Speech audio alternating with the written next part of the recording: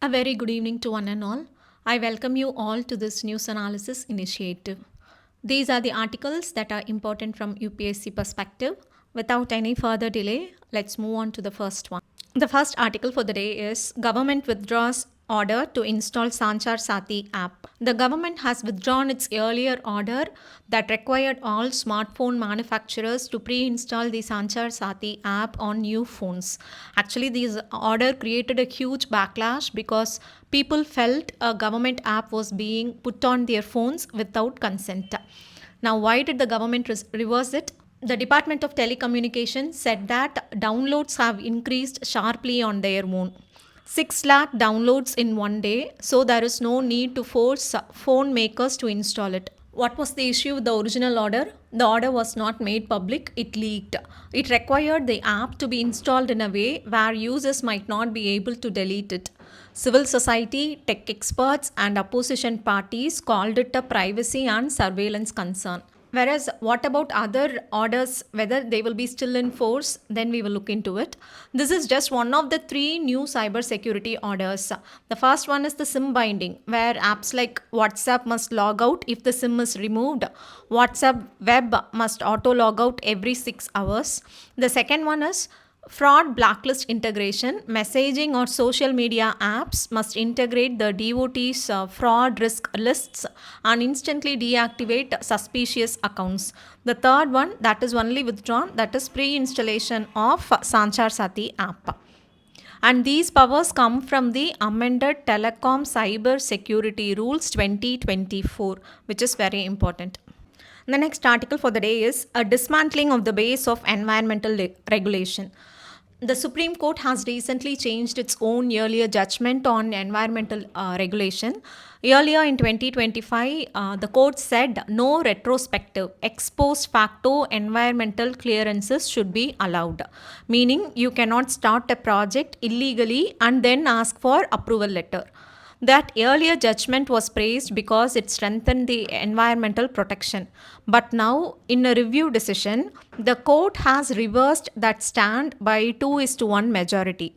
It said that retrospective clearances may be allowed in the public interest. Okay, and whereas Justice Ujjal Boyan, he has strongly dissented it.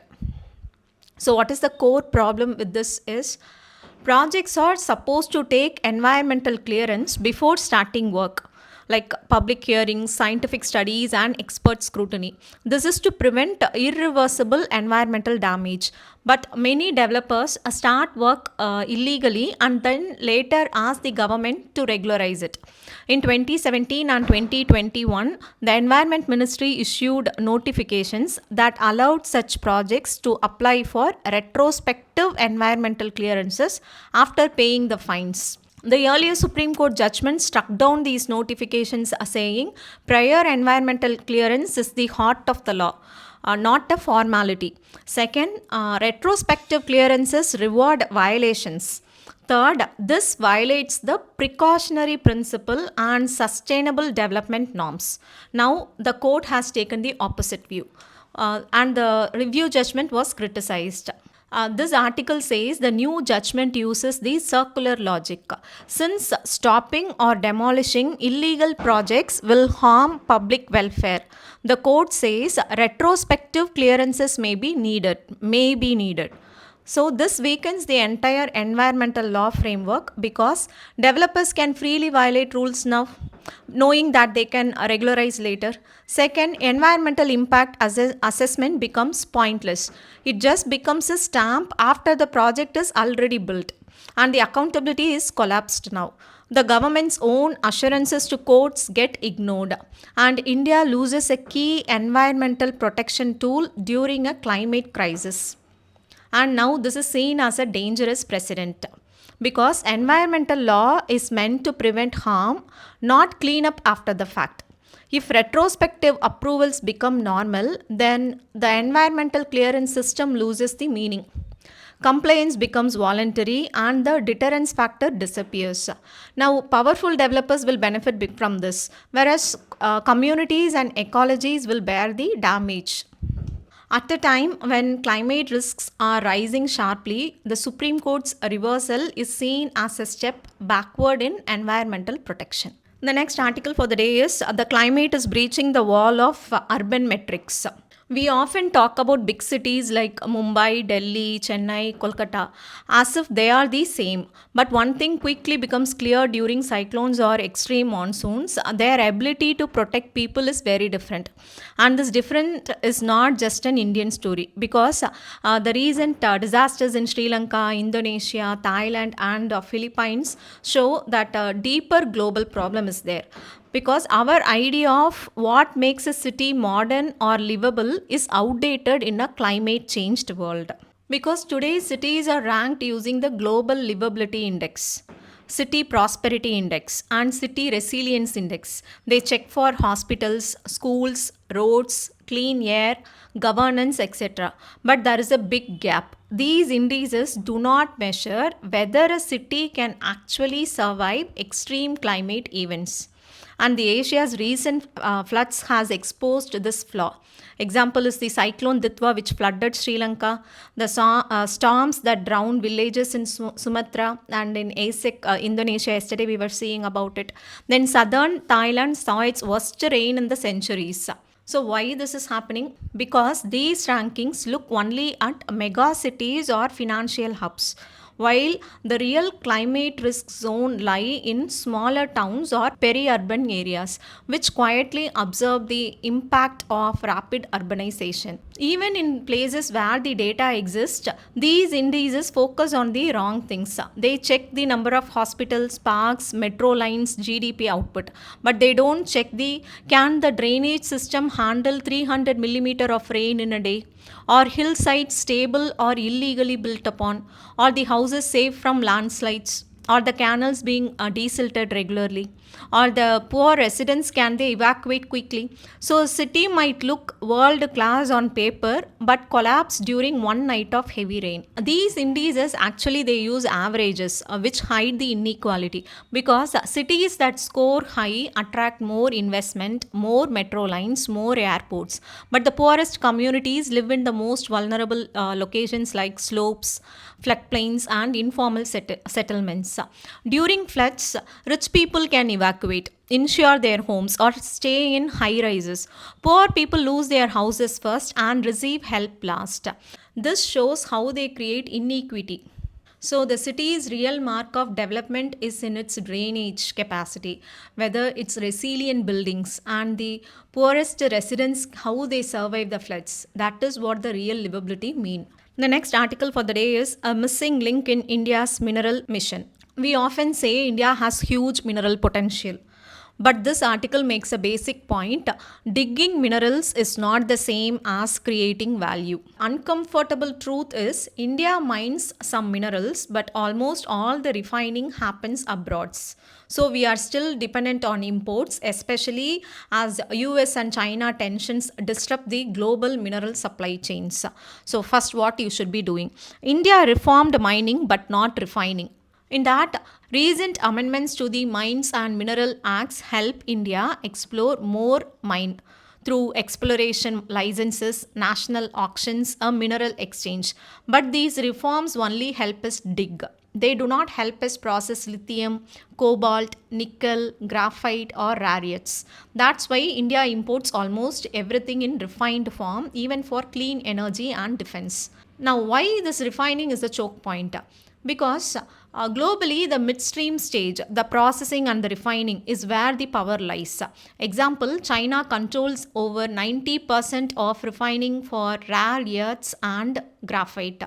And China has now tightened export controls even further, meaning now India is vulnerable to sudden supply shocks. So if we don't build domestic refining, India will never have secure EV, solar, semiconductor or defense supply chains. So what should we do now? So there are 5 big steps given in this article. The first step, make centers of excellence real innovation hubs. We already have 9 centers under the National Critical Mineral Mission. Now they must focus on applied research. refining technology that works at commercial scale, not only at prototype levels, linking IITs, NITs, and CSIR labs with industry. The goal is to move technology from labs to factories quickly. The second step is recover minerals from waste. India produces around 250 million tons of coal fly ash, which contains rare earths. Red mud, it contains gallium. Zinc waste, it contains cobalt. Steel slag, which contains vanadium. This is very important from prelims perspective. Please note it down. Now, the CSIR and IITs have shown that recovery is possible. Now, putting these units inside critical minerals processing parks will allow this scaling up. Step 3. Train a new workforce. Refining critical minerals need specialized skills like hydrometallurgy. The mission has rupees 100 crore for skilling, and this should go into technician level courses, upskilling of existing workers, and new curriculum for IITs and CSIR. And this can create thousands of specialized jobs. The step 4 is reduce the investments risks. Refining is expensive and uncertain. The US model is very useful here. The government gives offtake guarantees and price assurance, and India can adapt this by buying minerals during downturns, that is stockpiling, releasing them during shortages, mandating domestic sourcing for key sectors like defense, pharma, and electronics. So this will create stable demand for process. Step 5, we have to align the mineral diplomacy with processing. Now, India is acquiring mines abroad, like from Argentina, Australia, Africa, but mostly for raw ore. If we show strong refining capabilities, global partnerships can shift from just buying ore to co-investing in refining. The critical mineral parks can become joint processing hubs with foreign companies. So, in short, mining gives access, processing gives power, and that's the missing link India must fix. The next article for the day is Taking the Leap. India still has 97 outdated laws that discriminate against people with leprosy, banning them from public spaces, jobs, transport, or even contesting elections. This continues even though modern medicine has made leprosy non infectious and fully curable. Now, the Supreme Court has stepped in, and the NHRC has highlighted how stigma, misinformation, and old beliefs still influence our laws. The court has now asked all states and UTs to report steps taken to remove these discriminatory provisions. So, the next article is why is volcanic ash a safety concern for flights? The Haile Gubi volcano in Ethiopia erupted after 12,000 years, sending a massive cloud of ash up to 14 kilometer high, and which traveled across West Asia, and it briefly entered India on November 24. And it moved at high altitudes with strong winds. The ash also passed over Rajasthan, Gujarat, Delhi, Punjab, and UP. And volcanic ash is very dangerous for aircraft because it melts inside the jet engines and turns into a glass-like coating, and it blocks the cooling passages and can cause engines to lose power or shut down. And due to this risk, the DGCA advised airlines to avoid affected airspace, report any engine or cabin issues, and inspected runways for contamination. So, we have already seen this in detail. Just a quick recap. That's it. So, the next article for the day is states will have to abide by terms of Samagra Shiksha to receive funds. The Union Education Minister told Parliament that states will get funds from the Samagra Shiksha scheme only if they follow all the required conditions. They are submitting utilization certificates, audit reports, progress documents, and contributing their share. And this is important example which you can quote while writing about center-state relations and confronting federalism. And the next article for the day is Center is not considering any proposal to classify denotified tribes. Now, 5 years after the center has launched an ethnographic study to properly identify 268 denotified nomadic and semi-nomadic tribes, the government has told that it is not planning to reclassify these communities into SC, ST or OBC categories, and despite the recommendations from Anthropological Survey of India. Okay, and in that report they said that many groups were wrongly or only partially classified, and they suggested fresh classification for these 85 communities. Now we must be looking into what is this Anthropological Survey of India. It is India's primary government research institution dedicated to the comprehensive study of its people, covering both the socio-cultural and biological aspects of human populations. The headquarters of this Anthropological Survey of India is located in Kolkata, West Bengal. And there are different ongoing research projects, namely gut microbial genomic study among the particularly vulnerable tribal groups, ethnic groups on the interstate borders of Chhattisgarh, then impact assessment of the vibrant village program in Himalayan border villages. Okay. The next article for the day is no data on employment of transgender people government. Okay. The union government told parliament that it has no data on how many transgender people are employed in central ministries or departments. The Social Justice Ministry said that an equal opportunity policy for transgender persons has been issued. The government doesn't actually maintain records of transgender employees. And they also said that the National Institute of Social Defense, about 223 transgender persons have been placed in jobs since 22-23. Okay, the next article for the day is SC flags issues in payouts free care for acid attack survivors. Now, see, acid attacks are one of the most brutal crimes. The Supreme Court has already made very clear rules that survivors must get rupees 3 lakh compensation, and private hospitals must treat them for free. But even after years of orders, the ground reality is still disappointing, and that's why the Supreme Court has stepped in again. The first one is delays and gaps in compensation. What the rule says, rupees 1 lakh within 15 days and remaining 2 lakh within 2 months. What actually happens is, in many states like Maharashtra and Uttar Pradesh, survivor get only the first installment and nothing after that. And district legal services authorities who are supposed to handle this don't have enough money or staff. So the entire system moves very slowly. The second one, private hospitals refusing the free treatment. The Supreme Court said no hospital can deny emergency care, but on the ground, private hospitals ask for cash first and only then start treatment. This is extremely dangerous because acid burns need immediate medical help. Third one, weak monitoring and no accountability. There is no real time system to check who got compensation and who didn't. Often, state departments simply don't release money on time. So, even though rules exist, implementation is very poor. The fourth one, survivors don't know their rights. Most survivors are from vulnerable backgrounds. They don't know they can get rupees 3 lakh itself. They must be treated for free. Legal aid should help them. Okay, so many cases slip through these loopholes. Fifth, acid is still sold illegally. Even though the Supreme Court banned over the counter acid sales, you can still walk into many shops and buy it. This means attacks keep happening and deterrence is weak. So, what needs to change then? What is the way forward? The first one, track compensation openly. Create a NALSA led national dashboard that shows who got money, which state is delaying, and how many claims are pending. So, this will add the transparency. Second, strict action on hospitals. If a hospital refuses emergency care, their license should be questioned.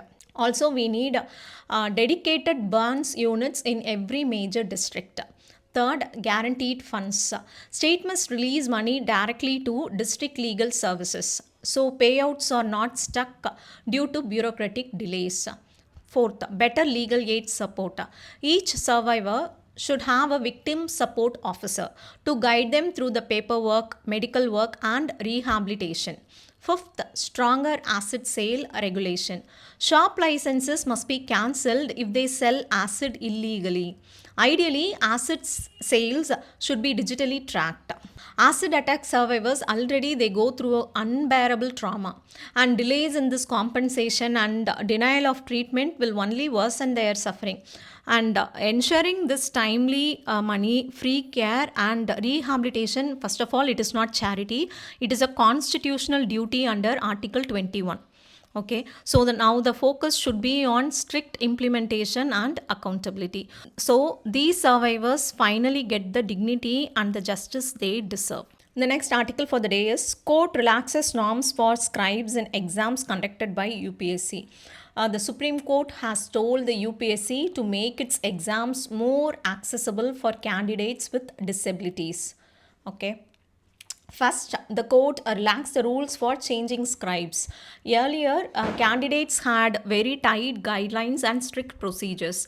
Now, the UPSC must clearly state in every notification that candidates can change their scribe up to 7 days before the exam, and the UPSC must respond to requests within 3 working days with a proper return reason. Okay. The second one, the court directed that a screen reader software must be deployed for visually impaired candidates. The next article for the day is Man-Animal Conflict Frays India's Wildlife Conservation Principles. Okay, today man-animal conflict has become one of the biggest challenges for India's wildlife conservation. Across states like Assam, Odisha, Karnataka, farmers regularly find elephants, deer, and bison entering their fields, leading to deaths on both sides and rising frustration in rural areas. And this situation shows how ecological pressures are now directly affecting the everyday lives. Okay, now why is this conflict keep on increasing? The first one is the habitat loss and fragmentation. Over the years, highways, railways, mining, and urban expansion have cut through forests. Animals lose their natural roots and are pushed into villages in search of food and water. Second, farms near forests attract wildlife. Crops such as paddy, banana, and sugarcane act like free food for elephants and herbivores. So, nighttime crop rides have become common. Third, railway and road accidents. From 2009 to 2021, 186 elephants were killed on railway tracks, especially in Assam, West Bengal, and Odisha. And expanding transport networks have become major mortality hotspots. The fourth one, ecological imbalances. Vultures have declined by over 95%, mainly due to poisoning and habitat loss. With fewer vultures to clear carcasses, rural areas now see more rotting bodies, stray dogs, and disease risk. Now, what will be the impact on the conservation? The first one will be loss of community support. Repeated crop loss makes villagers angry. Many demand species like nilgai or wild boar be declared vermin. This will weaken the coexistence principle itself. Second, threat to survival of key species. World Wildlife Fund and UNEP warn that conflict is now one of the biggest threats to elephants, tiger, and other flagship species. Third, undermining India's conservation ethos, like retaliatory killings, fencing, and habitat destruction dilute decades of conservation efforts. So, what is the government response now? The first one is the National Conflict Mitigation Strategy. The center has launched a national strategy focusing on protecting wildlife corridors, using data and early warnings, reducing retaliatory killings, and strengthening the habitat protection. Second, foster compensation and response teams. States are improving compensation systems and deploying rapid response teams to help villages during crisis situations. Third, community participation. That is schemes encouraging insurance, alternative livelihoods, and awareness programs are being promoted to reduce the hostility. So, This rising man animal conflict shows that our development model is putting enormous pressure on ecosystems. So, solving this requires rebuilding habitats, securing corridors, and planning development with ecological sensitivity. Only then can humans and wildlife truly coexist in the long run. So, the next article is DOT says incoming calls must show KYC name to tackle spam. So, India will soon require telecom operators to show the KYC registered name of every incoming caller. And a pilot is already running in Haryana, and this is called as CNAP, which is caller name presentation. It is a system that is aimed to reduce fraud and spam by letting users see who is calling before they pick up. Okay, like other countries, Qatar, they use CNAP only for business calls, whereas in India, we are applying it to all callers. The feature will be on by default, though users may get an option to turn it off. The next article for the day is Sinking Rupee awaits clarity on trade deal. Okay, when the rupee sinks, like touching rupees 90.15 against the dollar, it basically tells us that global markets are unsure about India's immediate economic direction. Okay, and one big reason is the delay in the US India trade deal, and this has created uncertainty, and the markets dislike uncertainty more than anything else. Okay, at the same time, foreign investors are also pulling money out of India, and they are moving to US, Europe, Japan, and Korea. So the dollars are also leaving the country. Okay, when dollars go out and rupees flood the market, the rupee naturally weakens, and the RBI too is intervening far less than before. So the currency is adjusting on its own based on demand and supply in the market. Okay, now what happens when rupee falls? This is very important from UPSC prelims. See, imports like crude oil, electronics, and machinery become costlier, while exporters may earn more because their goods become cheaper abroad. But experts say depreciation doesn't magically increase exports. It only increases the rupee value of what we already export. Okay, for ordinary people, the inflation impact is small because imported items are a small part of the consumer basket. Overall, a sinking rupee is not just a sign of weakness. But in this case, it reflects a mix of trade deal delays, foreign outflows, and weak policy communication, and all together creates this nervousness in this market. The next article for the day is Higher duties on cigarettes will be shared with states. The finance minister said that the new higher tax on cigarettes is excise duty, not a cess. This is important because excise duty is shared with the states while a cess is not. When GST was introduced, the excise duty on cigarettes was kept very low because cigarettes were already being taxed heavily through the GST compensation cess. Now that the compensation cess will soon stop because the center has finished paying back the loans taken during COVID, the total tax on cigarettes would automatically decrease. To avoid this drop in taxation on cigarettes, the government is raising the basic excise duty so that the cigarette taxes stay at the same level. For us, we need to know that excise duty is shared with the states while a cess is not. This is important. The next article is Chinese firm's reusable rocket fails to complete a landing test. Zhuk 3 is China's new next generation reusable rocket, which is developed by the private space company Landspace. It is going to be China's version of Falcon 9 SpaceX. Okay, a rocket that can take satellites to space and then return safely for reuse, reducing the launch cost and increasing the number of missions. However, in its maiden test, Zhuk 3 launched successfully but failed during the landing phase.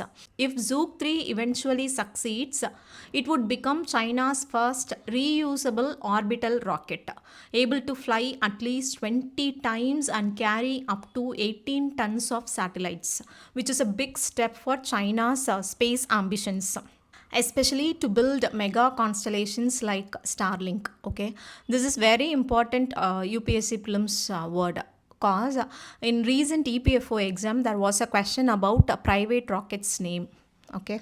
The next one is places in news, which is Nakura, Lebanon. Lebanon and Israel, these countries that have not spoken directly for decades, held their first direct civilian talks on Wednesday.